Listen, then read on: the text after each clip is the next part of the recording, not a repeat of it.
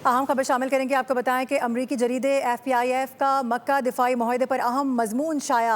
आपको बता दें कि जिसमें पाकिस्तान की बढ़ती इलाकाई अहमियत पर उजागर इसको किया गया है। साथ ही साथ मक्का माहदा पाकिस्तान के लिए स्ट्रेटेजिक वसअत, सिफारती असरअंगेज़ी और इलाकाई तवाज़ुन का जरिया करार दिया गया है। इस हवाले से मजीद बात करेंगे। नुमाइंदा खुसूसी सलमान अवान हमें ज्वाइन करें। सलमान, बताएगा क्या लिखा गया इसमें?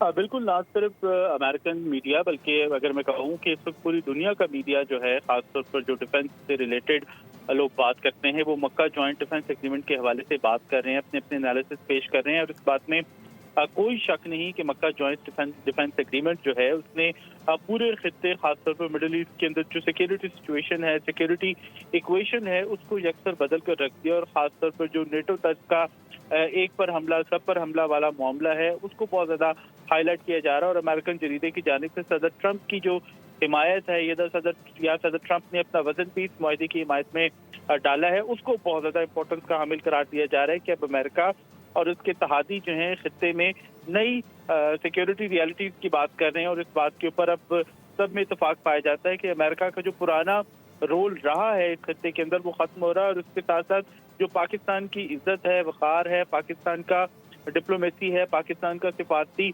वजन है, उसमें बहुत ज्यादा इजाफा हुआ। और इस जरीदे का यही कहना है कि मुआहिदे ने पाकिस्तान, सऊदी अरब और तुर्की को एक नए रीजनल डिफेंस फ्रेमवर्क में जोड़ दिया है। और इस रीजनल डिफेंस फ्रेमवर्क की बदौलत खित्ते में दिफा और जो पायदार अमन की बात की जाती है, उसमें पाकिस्तान का तामीरी किरदार यकसर उभर कर सामने आया है। एक तरफ सऊदी अरब की माली सियासी कुव्वत है, उसका पूरी दुनिया के अंदर पाया जाने वाला असर रसूख है, उसके साथ साथ तुर्की की डिफेंस इंडस्ट्री है, और पाकिस्तान की जो बैटल हार्डन्ड आर्म फोर्सेज हैं, वो इस माहदे को एक मुनफरिद कुव्वत फराहम करती हैं। और इसमें जो अमेरिकन मीडिया है, उसका भी यही कहना है कि इस दिफाई माहदे को ईरान मुखालिफ इत्तेहाद करार देना दुरुस्त नहीं है। सही है, ठीक है, आगाह कर रहे थे आप। बहुत शुक्रिया आपका सलमान।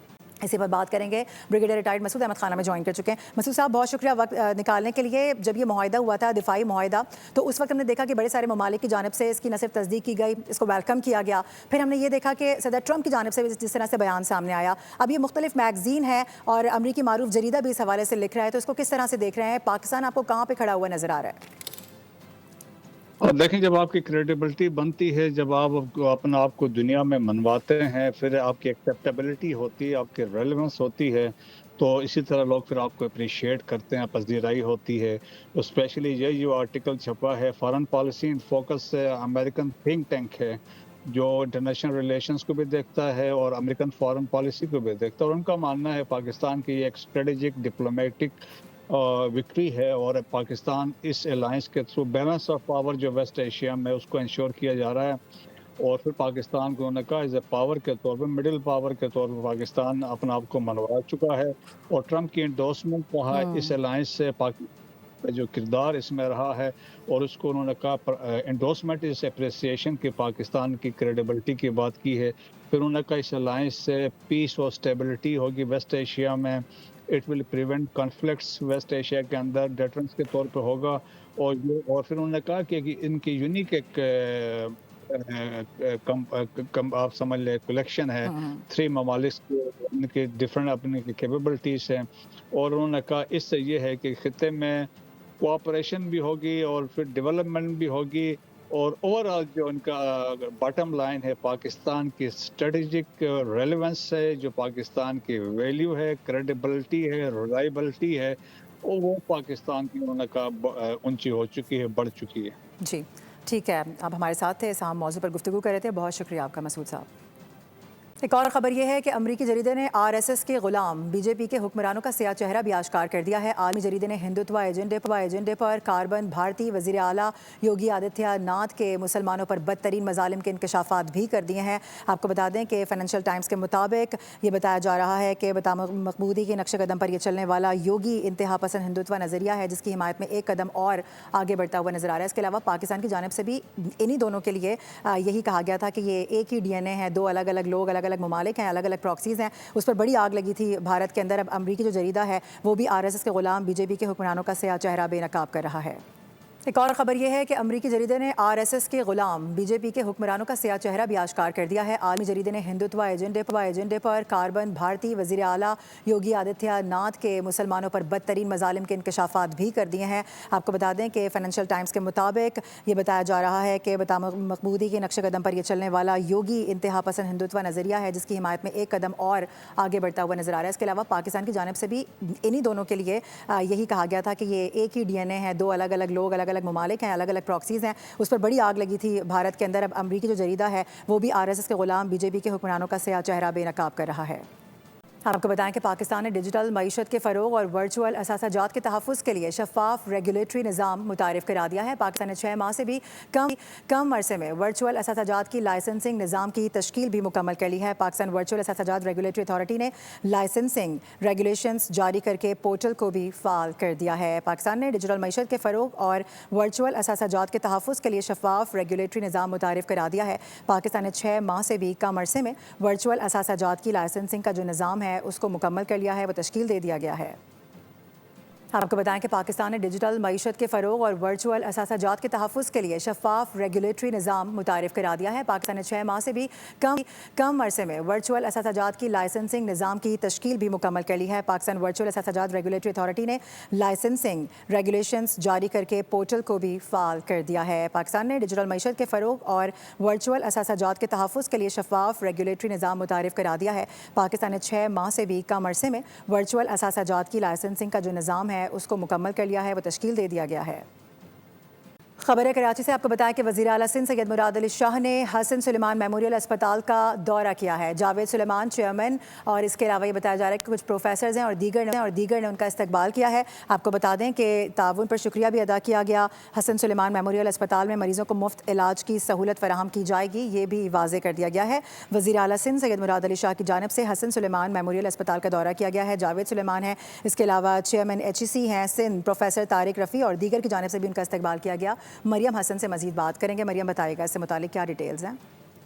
دیکھیے بالکل وزیر اعلیٰ سندھ نے جو ہے وہ حسن سلیمان میموریل اسپتال کا جو ہے وہ دورہ کیا ہے اور ان کے ساتھ سیکرٹری صحت سمیت دیگر حکام جو ہیں وہ موجود ہیں۔ بریفنگ دی گئی ہے انہیں اور بریفنگ میں بتایا گیا ہے کہ امریکہ اور پاکستان میں مقیم پاکستانی ڈاکٹرز نے جو ہے اس ہاسپٹل کا تصور جو ہے وہ پیش کیا تھا، جس کے بعد منصوبے کا جو ہے باقاعدہ طور پر آغاز جو ہے وہ کیا گیا۔ حسن سلیمان میموریل اسپتال میں 312 بستروں پر مشتمل جدید طبی سہولیات سے آراستہ ہوگا، جبکہ اسپتال میں ایمرجنسی OPD ICU اور CCU کی سہولیات بھی جو ہیں وہ میسر ہوگی۔ وزیر اعلیٰ سندھ نے ہدایت جاری کرتے ہوئے کہا ہے کہ ملیر کی عوام کو علاج کے لیے جو ہے وہ بہترین سہولیات جو ہیں وہ میسر آئیں گی اس اسپتال کی مکمل قیام کے بعد، جبکہ اسپتال حکومت جو ہے وہ سندھ کے بہترین علاج کے ایجنڈے سے جو ہے وہ ہم آہنگ ہے۔ سندھ کے تمام شہریوں کو بہترین علاج کی سہولیات فراہم کرنا حکومت کی اولین ترجیح ہے۔ جی ٹھیک ہے، آگاہ کرنے کے لیے بہت شکریہ آپ کا مریم۔ افسوسناک خبر موصول ہو رہی ہے، آپ کو بتائیں کہ نوشہر و فیروز کا علاقہ ہے مہراب پور، یہاں پر گھر کے قریب کھیل کے دوران نہر میں 2 بچے ڈوب گئے ہیں۔ پولیس کے مطابق بچوں کی شناخت 2 سالہ عبدالرحیم آرائیں اور 7 سالہ ارحم آرائیں کے نام سے سامنے آئی ہیں۔ ارحم کی تلاش کے لیے غوطہ خوروں کی کوششیں جاری ہیں۔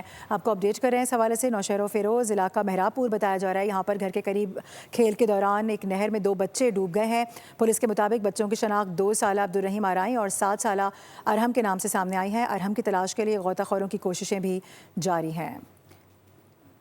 اور بھی آپ کو یہ بتائیں کہ خانپور میں جوئے کی مخبری کے شعبے میں درجنوں افراد نے محنت کش کے گھر پر دھاوا بول دیا ہے۔ آپ کو یہ بتا دیں کہ یہ واقعہ تھانہ صدر کی حدود میں بستی ترک میں پیش آیا ہے، جبکہ ملزمان کے تشدد سے گھر کے 4 افراد فیض بخش، عبدالستار، سفینہ سہرش، سگنا بی بی شدید زخمی ہو گئے ہیں۔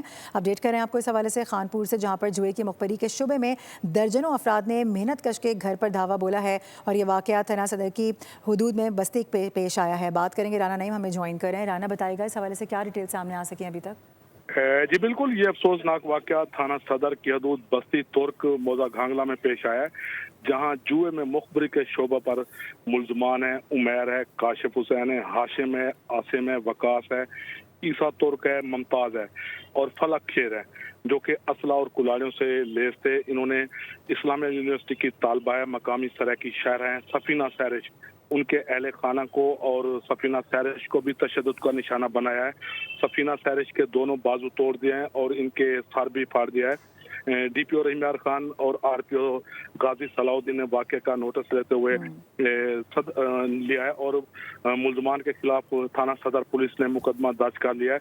जबकि जो मुतासरा शायरा हैं सफीना सैरिश ने बोल न्यूज़ से गुफ्तगू करते हुए बताया है कि पुलिस की जानिब से जो दफात हैं वो कमजोर लगाई गई हैं और जो मुल्ज़मान हैं उन्हें फायदा दिया जा रहा है। ठीक है, बहुत सारे अफराद हैं, जानिब ये इशारा जा रहा है। अपडेट करें आप, बहुत शुक्रिया।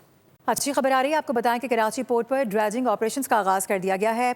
NDMS ने कराची पोर्ट के दरमियान मुआहदे पर भी दस्तखत कर दिए हैं। ड्रेजिंग का मकसद बंदरगाहों की तह से जमा शुदा मिट्टी, रेत और कीचड़ निकालकर मतलूबा गहराई बरकरार रखना है ताकि बड़े जहाज़ लंगर अंदाज हो सकें। ये एक अहम पेशरफ्त है। आपको बता दें कि कराची पोर्ट पर ड्रेजिंग ऑपरेशंस का आगाज़ हो चुका है और NDMS ने कराची पोर्ट के दरमियान मुआहदे पर भी दस्तखत कर दिए हैं और ड्रेजिंग का मकसद बंदरगाहों की तह से जमा शुदा मिट्टी, रेत और कीचड़ निकालकर मतलूबा गहराई बरकरार रखना है ताकि बड़े जहाज़ों को लंगर अंदाज किया जा सके।